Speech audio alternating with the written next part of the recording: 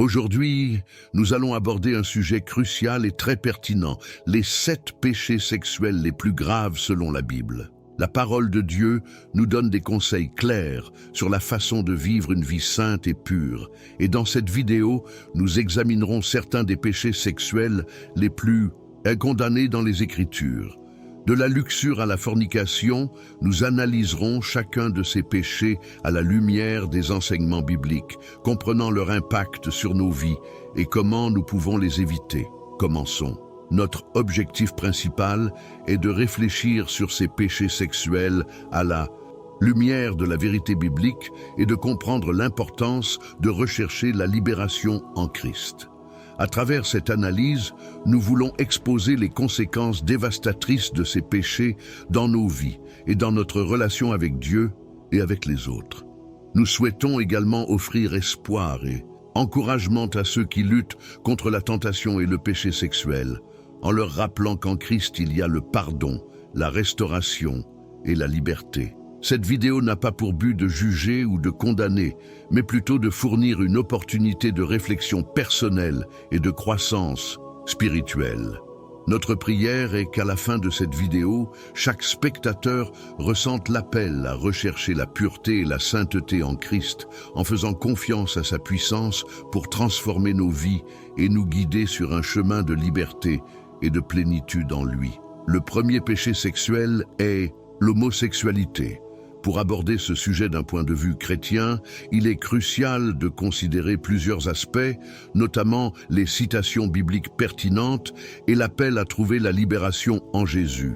Le terme homosexualité fait référence à l'attirance sexuelle ou aux relations entre personnes du même sexe. Du point de vue d'une position chrétienne conservatrice, elle est considérée comme un péché sur la base des enseignements bibliques qui condamnent cette pratique. Pour de nombreuses confessions chrétiennes, l'homosexualité est considérée comme un écart par rapport au dessein de Dieu pour la sexualité humaine, exposée dans le récit de la création dans la Genèse et réitérée ailleurs dans les Écritures. Ces passages condamnent non seulement la pratique homosexuelle, mais la répertorient parmi d'autres comportements considérés comme un péché. Certains des passages les plus fréquemment cités sont les suivants. Lévitique 18, 22 dit « Vous ne coucherez pas avec un homme comme avec une femme, c'est une abomination ». Ce verset précise clairement qu'avoir des relations sexuelles avec des personnes du même sexe est considéré comme une abomination aux yeux de Dieu. Cette loi morale a été donnée par Dieu à Moïse pour le peuple d'Israël dans le cadre de l'Ancien Testament. Dans Romains 1, 26, 27, l'apôtre Paul écrit « C'est pourquoi Dieu les a livrés à des passions honteuses, car même leurs femmes ont changé l'usage naturel pour ce qui est contre nature. Et de même, les hommes aussi, abandonnant l'usage naturel de la femme, ils s'enflammaient dans leur lascivité les uns envers les autres, commettant des actes honteux, hommes avec hommes, et recevant en eux-mêmes le châtiment de la vie pour leur erreur. » Ce passage décrit comment l'humanité, se détournant d'eux, Dieu est tombé dans l'idolâtrie et l'immoralité sexuelle.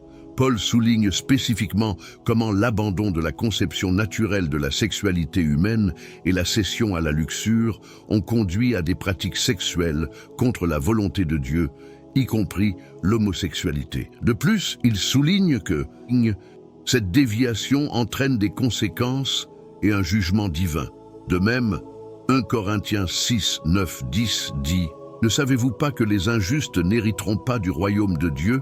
Ne vous trompez pas, ni les fornicateurs, ni les idolâtres, ni les adultères, ni les efféminés, ni ceux qui rejetaient avec les hommes, ni les voleurs, ni les cupides, ni les ivrognes, ni les calomniateurs, ni les ravisseurs, n'hériteront du royaume de Dieu. » Dans ce passage, l'apôtre Paul énumère une série de péchés incompatibles avec la vie dans le royaume de Dieu.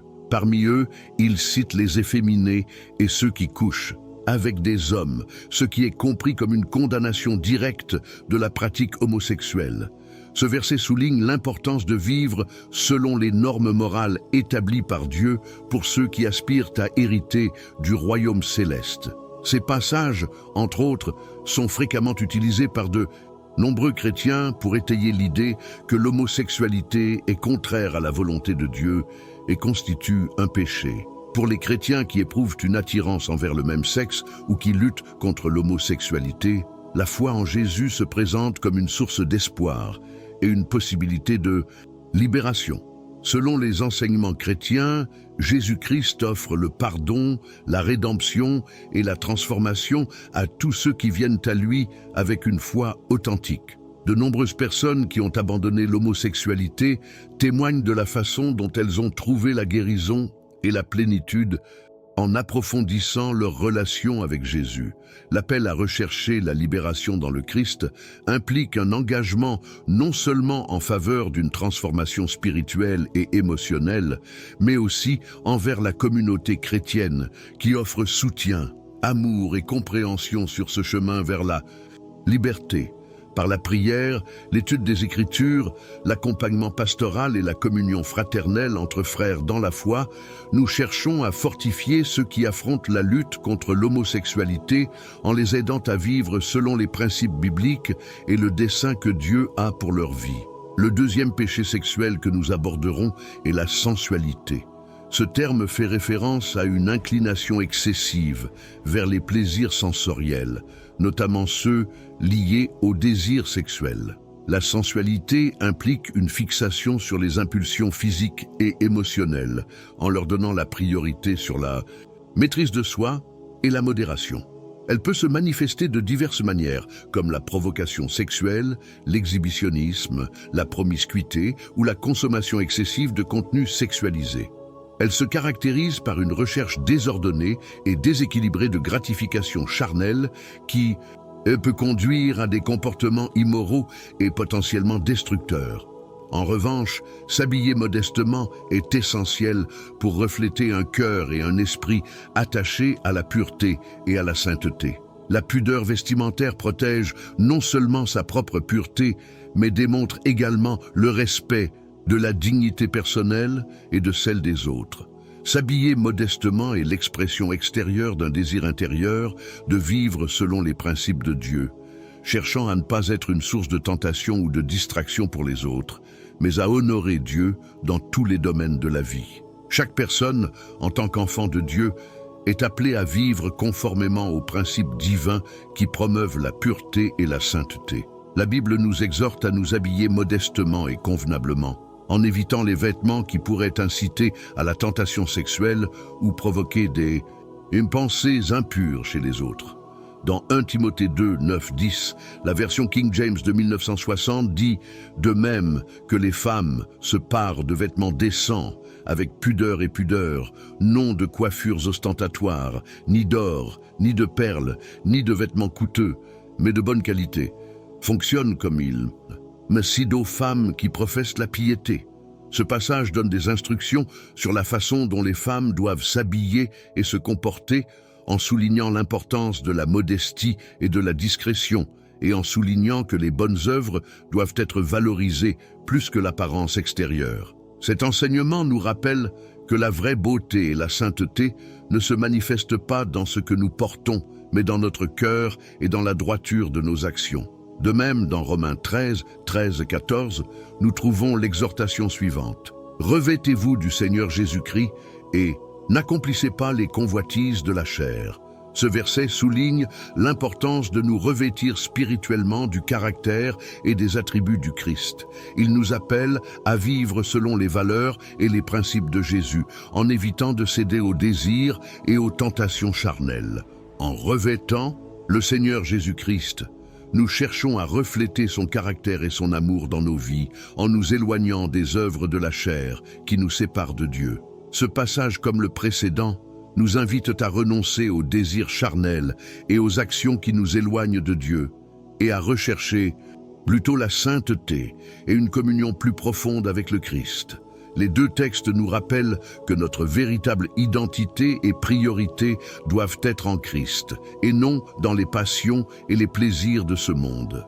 En revanche, la lascivité, entendue comme un désir excessif ou une indulgence excessive dans le plaisir sexuel, est clairement condamnée dans les Écritures.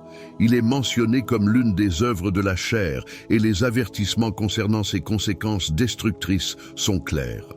La lascivité peut conduire à la séparation d'avec Dieu, à la corruption spirituelle et même à de graves problèmes dans les relations humaines, comme la destruction de la famille ou la prolifération de maladies sexuellement transmissibles. Dans Galates 5, 19, 21, l'apôtre Paul énumère les œuvres de la chair, ses actions et attitudes qui découlent de notre nature pécheresse. Le passage dit « sage ». Et les œuvres de la chair sont manifestes, qui sont l'adultère, la fornication, l'impureté, la lascivité, l'idolâtrie, la sorcellerie, les inimitiés, les querelles, la jalousie, la colère, les querelles, les dissensions, les hérésies, l'envie, les meurtres, l'ivresse, les orgies, et des choses semblables à celles-ci, contre lesquelles je vous préviens, comme je vous l'ai déjà dit, que ceux qui pratiquent de telles choses ne le font pas. Ils hériteront du royaume de Dieu. Ce texte nous rappelle que la lascivité, comme les autres œuvres de la chair, nous sépare du royaume de Dieu et de la vie en communion avec lui.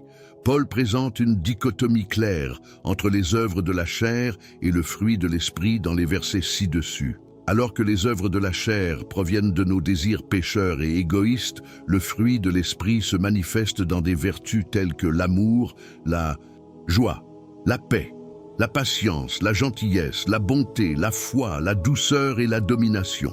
Paul prévient que ceux qui pratiquent les œuvres de la chair n'hériteront pas du royaume de Dieu, soulignant ainsi la gravité du péché et ses conséquences éternelles.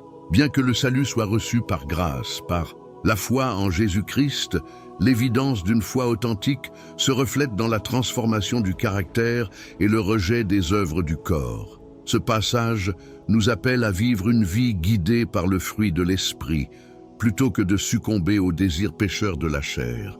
Rejeter les pratiques pécheresses, pratiques énumérées par Paul, et permettre au Saint-Esprit de nous transformer est essentiel pour refléter le caractère du Christ dans nos vies. De plus, Jésus a enseigné que le désir sexuel impur peut être aussi grave que l'acte lui-même, soulignant l'importance de maintenir la pureté du cœur. Cet enseignement renforce l'idée que la bataille contre la luxure et la sensualité commence au plus profond du cœur et de l'esprit, où nous devons cultiver des pensées et des désirs purs au lieu de céder aux inclinations pécheresses. Jésus nous appelle à une pureté non seulement externe, mais interne, nous mettant au défi de contrôler nos pensées et nos désirs pour vivre selon les principes de sainteté qu'il nous enseigne. Poursuivant notre vidéo, le troisième péché sexuel est l'adultère. Il s'agit d'une question centrale dans l'éthique et la moralité chrétienne et une compréhension profonde de sa gravité peut aider les croyants à rester fermes dans leur foi et à éviter de tomber dans cette transgression. L'adultère est défini comme l'infidélité conjugale, c'est-à-dire le fait d'avoir des relations sexuelles hors mariage avec une personne qui n'est pas son conjoint. Dans les Écritures, cela est considéré comme un péché grave, car il rompt l'alliance sacrée qui unit un homme et une femme, ainsi que l'alliance entre eux et Dieu.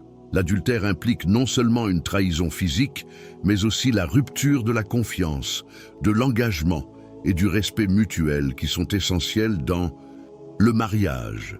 Les conséquences de l'adultère peuvent être profondément douloureuses et dévastatrices tant pour les personnes impliquées que pour leur famille.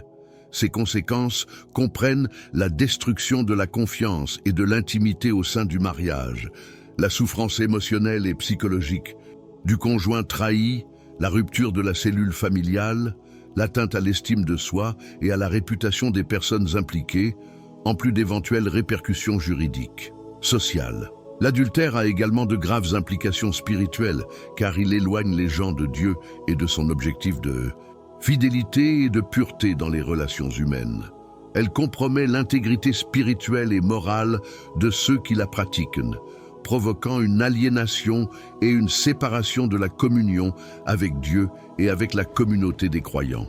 La Bible condamne fermement l'adultère et propose plusieurs citations qui mettent en garde contre ces dangers et ses conséquences.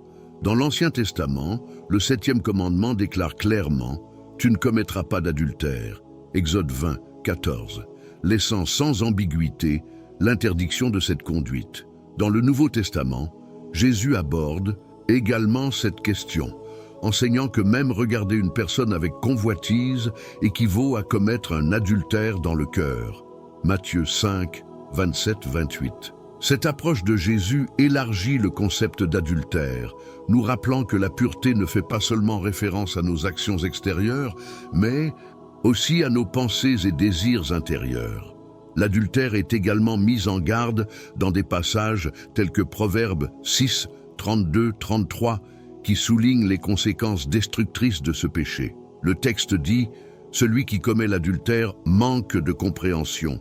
Celui qui le fait détruit son âme. Il trouvera des blessures et de la honte, et sa honte ne sera jamais effacée. » Ce passage met en évidence la gravité de l'adultère, montrant qu'il détruit non seulement la confiance et le respect, mais qu'il peut également entraîner des conséquences physiques, émotionnelles et spirituelles dévastatrices. Dans Hébreux 13, 4, l'importance de la pureté sexuelle dans le mariage est renforcée par les mots « Le mariage est honorable en tous et le lit est sans souillure, mais les fornicateurs et les adultères, Dieu jugera. » Ce verset met en évidence l'incompatibilité de l'adultère avec les valeurs chrétiennes de fidélité, d'engagement et de pureté sexuelle, en rappelant que Dieu lui-même jugera de tels actes. Le péché d'adultère du roi David est l'un des épisodes les plus connus et les plus tragiques de l'histoire biblique, démontrant les terribles conséquences de céder à la tentation et de s'éloigner des voies de Dieu.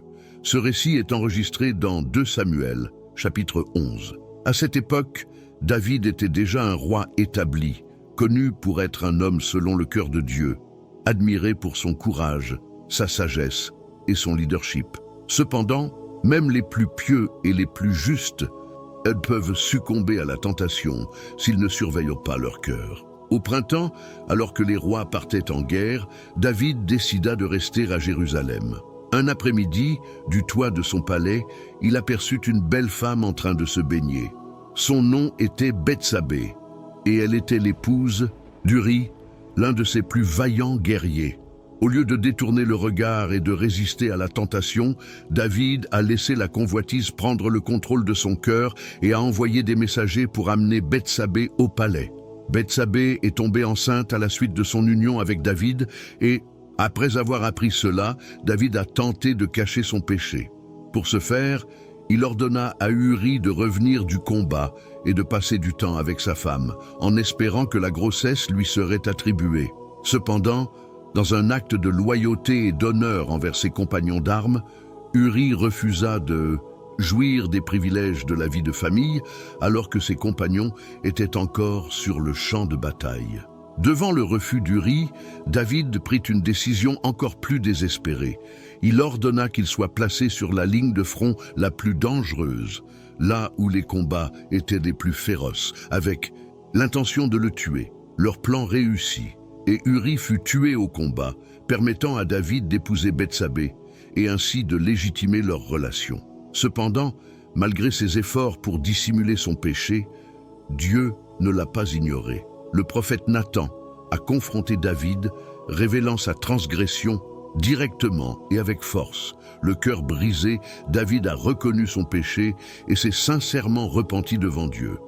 Bien que Dieu ait accordé son pardon à David, les conséquences de son péché ont été graves et durables. Le fils né de cette relation illicite est décédé et la violence et les conflits sont installés dans leur famille. L'histoire de l'adultère de David nous enseigne l'importance d'être toujours vigilant face à la tentation et de se tourner vers Dieu avec une véritable repentance lorsque nous tombons. Cela nous rappelle également qu'aucun péché n'est caché aux yeux de Dieu et que nos actions ont des conséquences, même pour ceux qui sont considérés comme grands et justes aux yeux du monde.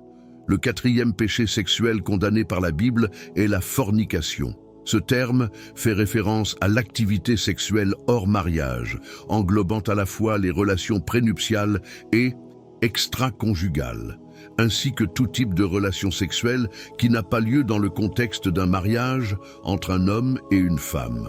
Dans le christianisme, cela est considéré comme un péché, car cela contrevient au dessein divin concernant la sexualité humaine. La fornication peut avoir diverses conséquences spirituelles, tant au niveau individuel que communautaire.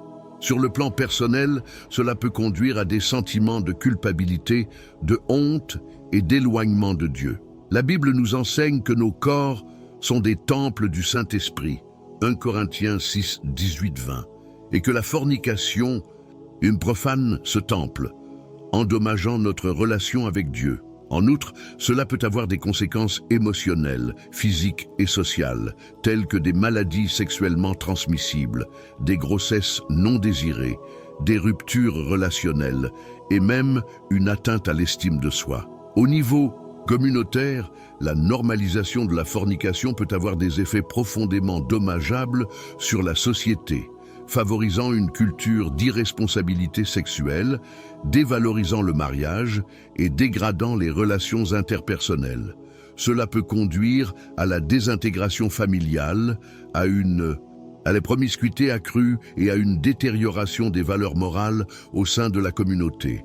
La Bible souligne l'importance de vivre dans la pureté et la chasteté avant le mariage. Nous sommes invités à nous abstenir de la fornication et à rechercher la sainteté dans notre vie sexuelle. L'apôtre Paul a écrit dans 1 Thessaloniciens 4, 3, 5. La volonté de Dieu est que vous soyez sanctifiés, que vous vous détourniez de l'immoralité sexuelle, que chacun apprenne à maîtriser son corps d'une manière sainte et honorable, sans être emporté par de mauvais désirs, comme le font les païens qui ne connaissent pas Dieu. Cet appel à la pureté sexuelle n'est pas une restriction arbitraire, mais une expression de l'amour et du soin de Dieu à notre égard. Il veut le meilleur pour nos vies et nous appelle à vivre selon sa volonté, ce qui inclut le respect de nous-mêmes et des autres dans le domaine de la sexualité. La pureté sexuelle avant le mariage honore non seulement Dieu, mais jette également les bases de relations saines et durables dans le futur. En bref, la fornication est un péché qui comporte de profondes implications spirituelles et pratiques. En tant que chrétiens, nous sommes appelés à vivre dans la pureté et la chasteté en honorant le dessein de Dieu pour la sexualité humaine et en faisant confiance à la force de Dieu pour résister aux tentations sexuelles qui peuvent surgir dans nos vies. En suivant les principes de pureté sexuelle, non seulement nous glorifions Dieu, mais nous construisons également des relations qui reflètent son amour et son dessein pour nous. Le 5e péché sexuel est la masturbation. Bien que la Bible ne mentionne pas explicitement la masturbation, elle est considérée comme un péché dans de nombreuses branches du christianisme, en raison de sa relation avec la luxure et la satisfaction sexuelle en dehors du mariage. Cette pratique a toujours été considérée comme un péché dans divers cercles religieux, principalement en raison de son lien avec des pensées impures et des désirs désordonnés.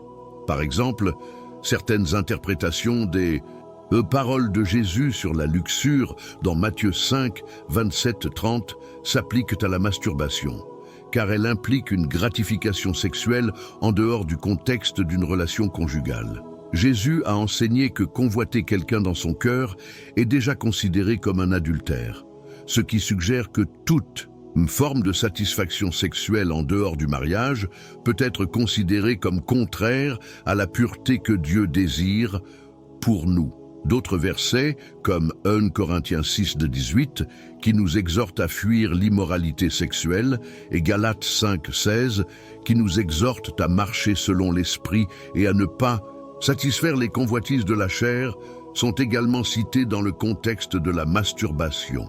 Pour vaincre cette tentation, il est utile de suivre quelques recommandations pratiques. Premièrement, il est essentiel de reconnaître et d'accepter la tentation plutôt que de la nier ou de la réprimer. Ensuite, il est important d'élaborer un plan d'action qui comprend des stratégies pour y résister, comme garder l'esprit occupé dans des activités constructives et éviter les situations ou les stimuli qui pourraient le déclencher. Rester proche de Dieu par la prière et l'étude des Écritures est également essentiel pour trouver la force spirituelle nécessaire pour endurer.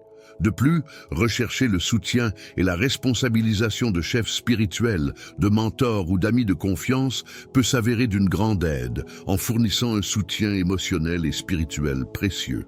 La prière est fondamentale dans ce processus, car à travers elle, nous recherchons la force et la direction divine pour résister à la tentation. Cultiver une vie spirituelle forte par la prière, l'étude des Écritures et la participation active à la communauté de foi nous renforce non seulement spirituellement, mais nous donne également les outils nécessaires pour résister au péché et vivre selon les principes de Dieu. Le 6e péché sexuel selon la Bible est la prostitution. La prostitution est une pratique ancienne qui consiste à échanger des services sexuels contre de l'argent ou d'autres avantages. Cette activité peut se manifester de diverses manières, depuis la prostitution de rue jusqu'à des formes plus exclusives dans des environnements luxueux. De plus, la prostitution est souvent liée au trafic sexuel, où les gens sont forcés ou amenés à se livrer à des actes sexuels, contre leur gré. Bien que la définition de la prostitution puisse varier en fonction du contexte culturel et juridique, elle implique essentiellement la commercialisation du corps humain à des fins matérielles. Cette exploitation sexuelle peut toucher aussi bien les femmes que les hommes, et même, dans certains cas, les enfants et les adolescents. D'un autre côté, la pornographie est la représentation écrite ou visuelle de matériel sexuellement explicite dans le but d'exciter sexuellement le spectateur. Même si la pornographie n'implique pas toujours directement les gens dans la prostitution, elle perpétue et normalise souvent l'objectivation sexuelle et l'exploitation de la sexualité humaine. La consommation de pornographie peut désensibiliser les gens à la dignité et à la valeur intrinsèque de chaque être humain, favorisant ainsi une vision déformée des relations humaines et de l'intimité. La Bible condamne clairement à la fois la prostitution et la consommation de pornographie. Dans l'Ancien Testament, la prostitution était considérée comme un grave affront à la moralité et un péché grave aux yeux de Dieu. Par exemple, dans Lévitique 19, 29, la prostitution et le culte de faux dieux sont spécifiquement interdits. Ne prostituez pas votre fille, afin que le pays ne devienne pas une prostituée et ne soit pas rempli de méchanceté. Ce verset est un avertissement clair dans la loi que Dieu a donnée à Moïse pour le peuple d'Israël, interdisant la prostitution des filles et soulignant l'impact dévastateur que l'autorisation de cette pratique aurait sur la communauté, tant moralement que socialement. De même, dans le Nouveau Testament, Jésus enseigne la pureté sexuelle, condamnant toute forme de luxure et de promiscuité, nous rappelant l'importance de maintenir un cœur pur. L'immoralité sexuelle corrompt la terre, conduisant au mal et à l'éloignement de Dieu. Cette loi renforce l'importance de la pureté sexuelle et de la sanctification du peuple d'Israël en tant que nation choisie par Dieu. Les conséquences de la prostitution et de la pornographie sont dévastatrices tant au niveau individuel que social. Sur le plan personnel, ils peuvent causer des dommages émotionnels, des traumatismes psychologiques, des dépendances et des maladies sexuellement transmissibles. Au niveau social, ils contribuent à l'exploitation sexuelle, à la traite des êtres humains, à l'augmentation de la violence de genre et à la désintégration des relations familiales, érodant les valeurs fondamentales qui soutiennent la cohésion communautaire. Le 7e et dernier péché que nous aborderons dans cette vidéo est l'inceste. L'inceste désigne les relations sexuelles entre proches, interdites tant par la loi que par la morale. La Bible condamne l'inceste dans plusieurs passages, comme Lévitique 18:2, qui énumère diverses interdictions de comportements sexuels, y compris les contacts sexuels avec des membres proches de la famille. La répulsion envers l'inceste dans la Bible repose sur le principe du maintien de la pureté morale et de la protection de l'intégrité de la famille. Ces lois protègent non seulement l'ordre familial, mais reflètent également le désir de Dieu que les relations humaines soient fondées sur le respect, la sainteté et la justice. Les relations incestueuses peuvent profondément endommager les liens familiaux et déformer la vision divine de la sexualité humaine. L'inceste a non seulement des conséquences physiques, mais aussi spirituelles. D'un point de vue physique, les relations incestueuses augmentent considérablement le risque d'anomalies génétiques et de troubles de santé chez la progéniture, car la reproduction entre parents proches augmente la probabilité d'hériter de gènes récessifs responsables de maladies. En outre, l'inceste peut provoquer de profonds traumatismes psychologiques, tant chez ceux qui en font la promotion que chez les membres de la famille impliqués, laissant des cicatrices émotionnelles durables et détruisant la confiance et le respect au sein de la famille. D'un point de vue spirituel, l'inceste brise la communion avec Dieu et déforme la compréhension du caractère sacré du mariage et de la sexualité selon les desseins divins. Lorsqu'on aborde le sujet de l'inceste, il est essentiel de le faire avec sensibilité et avec une profonde compréhension de la gravité de ce problème. Plusieurs approches peuvent être envisagées, telles que l'exploration des implications éthiques et psychologiques de l'inceste, la discussion sur la manière de prévenir les abus incestueux et de favoriser la guérison chez ceux qui ont été touchés par ce traumatisme, et la réflexion sur l'importance de maintenir des limites saines au sein de la famille. Relations. Tout cela vise à restaurer la dignité, la pureté et le respect que Dieu désire pour les relations humaines. De plus, il est crucial d'offrir des ressources et un soutien à ceux qui pourraient avoir besoin d'aide pour faire face à cette question sensible. Un exemple biblique de situation d'inceste est le cas de Lot et de ses filles. Après la destruction de Sodome et Gomorrhe, Lot et ses filles se réfugièrent dans une grotte. Craignant qu'il n'y ait pas d'autres hommes disponibles pour se marier et perpétuer leur lignée, les filles de Lot ont enivré leur père et ont eu des relations sexuelles avec lui, ce qui a entraîné des grossesses. Cette situation tragique et les conséquences qui en découlent, comme la naissance des enfants de Lot, mettent en évidence la douleur, la confusion et le désordre qui surviennent lorsque les limites morales établies par Dieu sont violées. Cette histoire nous rappelle l'importance d'adhérer aux principes divins pour éviter les conséquences dévastatrices du péché. Deuxièmement, nous trouvons l'histoire d'Amnon et de Tamar. Amnon, fils de David, fut attiré par sa demi-sœur Tamar et, après l'avoir trompée, la viola. Cette histoire met en lumière l'immense douleur et la tragédie qui résultent à la fois de l'inceste et du viol et montre les conséquences dévastatrices d'un comportement immoral. Amnon a été directement puni pour ses actes lorsqu'il a été assassiné par son frère Absalom, qui a vengé le viol de Tamar. Cette punition illustre le principe biblique selon lequel celui qui sème le vent récolte la tempête. Osée 8, 7, nous rappelant que les actions immorales entraînent inévitablement des conséquences douloureuses. Troisièmement, nous avons le cas de Ruben et Bilha. Ruben, le fils aîné de Jacob, eut des relations sexuelles avec Bilha, la concubine de son père.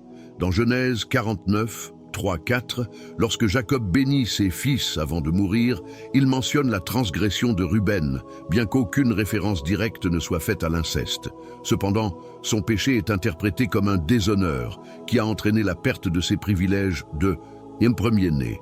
Cette histoire souligne un principe clé des Écritures. Dieu est juste et souverain, et toutes ses actions ont des conséquences.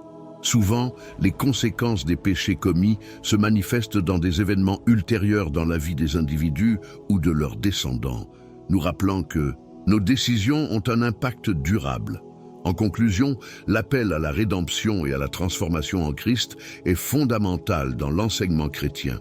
La foi en Jésus accorde non seulement le pardon des péchés passés, mais promet également une vie transformée à ceux qui croient en lui. La Bible, là, nous enseigne que grâce à la foi en Jésus, nous pouvons expérimenter une nouvelle naissance spirituelle et être transformés par la puissance du Christ. Saint-Esprit, 2 Corinthiens 5, 17. La vie, la mort et la résurrection de Jésus sont à la base de cette transformation. Son sacrifice sur la croix expie nos péchés et sa résurrection nous offre une nouvelle vie en communion avec lui. Ce message d'espérance et de renouveau est le cœur de l'Évangile, nous rappelant qu'en Christ, toutes choses peuvent être rendues nouvelles. Les croyants sont appelés à abandonner leurs anciennes habitudes et à se renouveler dans leur esprit et leur cœur pour vivre selon la volonté de Dieu. Romains 12, 2. Pour ceux qui luttent contre des désirs sexuels ou dans d'autres domaines de la vie, l'invitation est de demander de l'aide et des conseils spirituels. Cela peut inclure de contacter des chefs spirituels, des conseillers chrétiens, des groupes de soutien religieux ou simplement de prier et de rechercher la direction de Dieu à travers sa parole. La communauté chrétienne offre un environnement favorable où les croyants peuvent partager leur lutte et trouver une aide mutuelle, renforcée par la foi et l'amour en Christ. La vie communautaire nous rappelle que nous ne sommes pas seuls dans nos combats et qu'ensemble, nous pouvons avancer vers une vie plus pleine et plus sainte. La confession du péché et la responsabilité sont des pratiques essentielles sur le chemin de la rédemption et de la transformation. La Bible propose des principes pratiques et des conseils pour vaincre les désirs sexuels et vivre une vie de pureté et de sainteté. Ces conseils consistent notamment à éviter les situations tentantes, à renouveler l'esprit avec la parole de Dieu, à pratiquer l'autodiscipline et la maîtrise de soi, et à rechercher une satisfaction spirituelle et émotionnelle plutôt qu'une gratification charnelle. En outre, l'enseignement chrétien souligne que le mariage est le contexte approprié pour l'expression et l'intimité sexuelle, et que la fidélité au sein du mariage reflète l'amour du Christ pour son Église.